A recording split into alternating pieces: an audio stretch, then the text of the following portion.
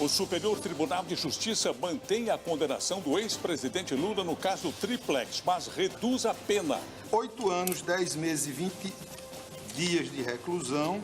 Lula pode passar para o regime semiaberto ainda este ano. O governo retira 4 pontos da proposta da reforma da Previdência para tentar aprovar parecer da Comissão de Constituição e Justiça.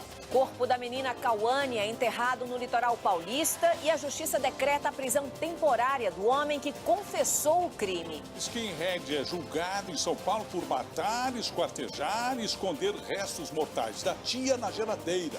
O Estado Islâmico assume a autoria de ataques que mataram mais de 300 pessoas no Sri Lanka. O governo do país acha que ainda há bombas que não foram encontradas. Moradores encontram carros revirados em garagem alagada pela chuva de domingo em Brasília. No dia de São Jorge, igreja dedicada ao santo guerreiro atrai milhares de devotos no Rio de Janeiro.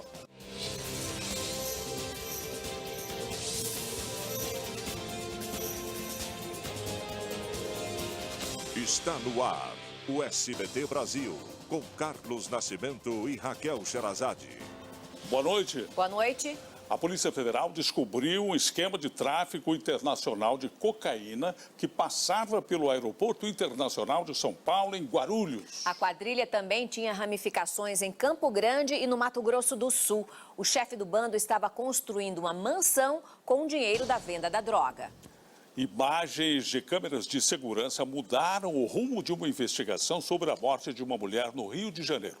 O caso foi registrado como atropelamento, mas dias depois um vídeo mostrou que a mulher tinha sido morta pelo marido. Pelo que ele fez.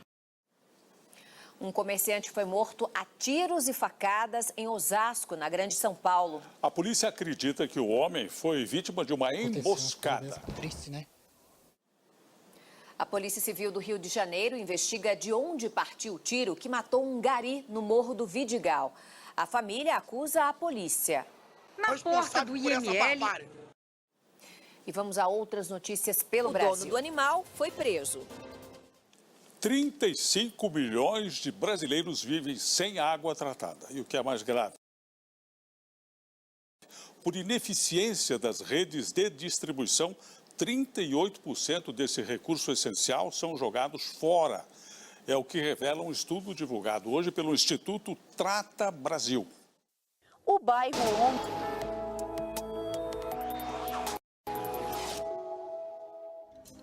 A quarta-feira será de chuva em praticamente todo o Brasil. O avanço de uma frente fria provoca mudança na direção dos ventos e a temperatura sobe no Rio Grande do Sul. Entre Santa Catarina, Paraná e São Paulo, as pancadas de chuva devem ocorrer a qualquer momento do dia devido à formação de uma área de baixa pressão atmosférica. E tem chuva volumosa mais ao norte do país por causa de uma zona de convergência intertropical. Pela manhã faz 21 graus em Porto Alegre e 19 em Belo Horizonte. A máxima prevista é de 28 graus em Florianópolis, 27 em Campo Grande e 31 em Teresina. Na capital paulista estão previstas pancadas de chuva e temperatura chegando aos 28 graus.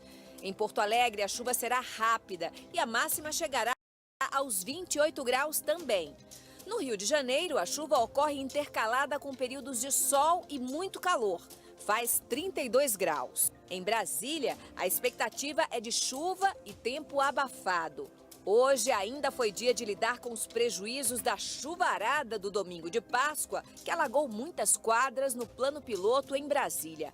A garagem deste prédio, na Asa Norte, ficou submersa e os carros foram cobertos por água e lama. Os moradores encontraram os veículos revirados.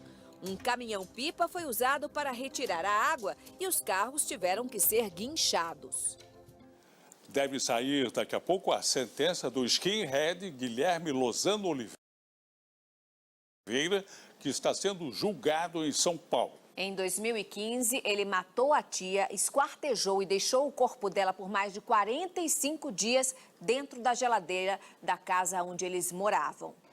O julgamento começou por volta das 10 horas da manhã. A justiça determinou a prisão temporária por homicídio do morador de rua que admitiu ter matado a menor Cauane, de 6 anos, no litoral sul do estado de São Paulo. Ela ficou desaparecida por 5 dias. O corpo foi encontrado com a ajuda de cães farejadores. Um evento em São Paulo ofereceu mais de 2.000 oportunidades de emprego para pessoas com deficiência.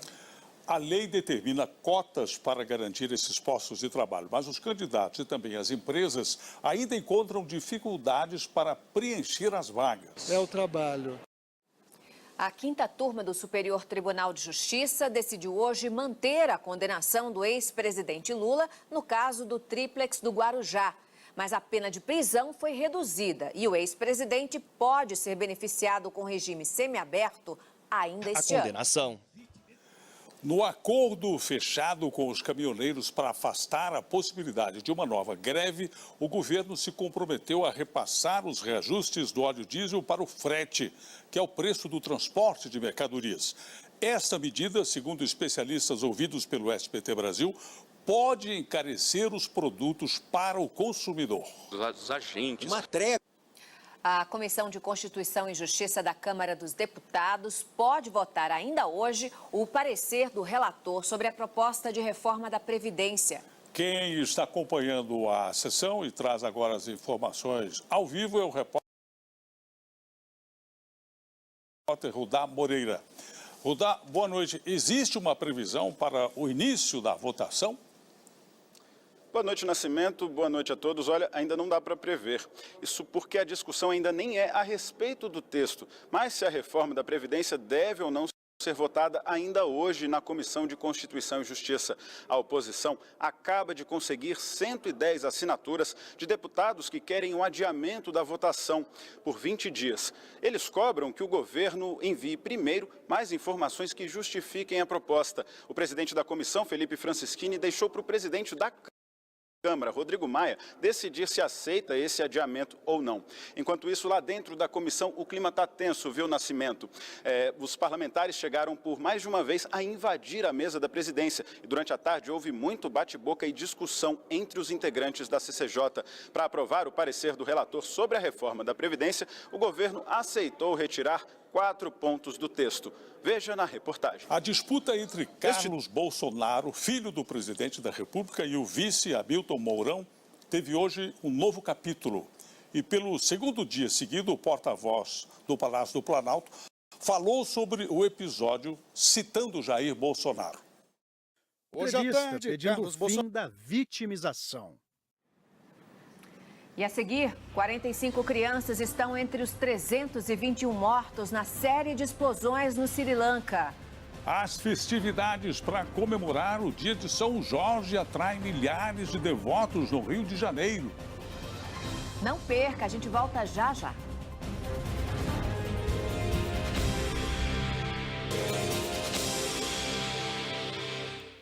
Subiu para 321 o número de mortos nos atentados no Sri Lanka.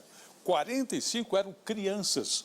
O grupo terrorista Estado Islâmico assumiu a autoria das explosões. O governo do país asiático afirma que as ações coordenadas foram uma represália aos ataques contra mesquitas na Nova Zelândia, que mataram 50 pessoas em março. A reportagem é de Sérgio Uti. O choro do pai. Subiu para 16 o número de mortos no terremoto que atingiu as Filipinas. E é o 5º na linha de sucessão ao trono britânico. Um lance curioso aconteceu no Campeonato Dinamarquês de Futebol neste fim de semana. O jogo... Milhares de fiéis lotaram a igreja de São Jorge, na zona norte do Rio de Janeiro, para celebrar o dia do Santo Guerreiro. Em breve, São Jorge pode se tornar o padroeiro oficial do Estado do Rio. Um projeto de lei já foi aprovado na Assembleia Legislativa. A gente está vendo a celebração no dia de hoje, não é? Boa noite. Boa noite, Brasil. Tchau.